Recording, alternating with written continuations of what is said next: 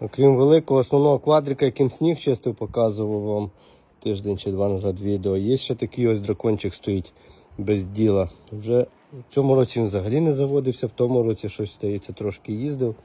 Коротше, стоїть, чекає, щось чекає. Не знаю, може його продати, а може оставити. Діти колись виростуть, пізніше будуть кататися. А може потім іншого купимо. Коротше, не знаю, така от техніка стоїть без діла.